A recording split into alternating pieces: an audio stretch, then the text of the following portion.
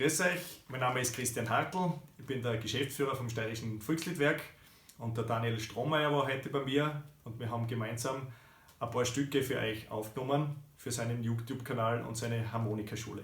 Viel Spaß damit! Vöckelbohrischer.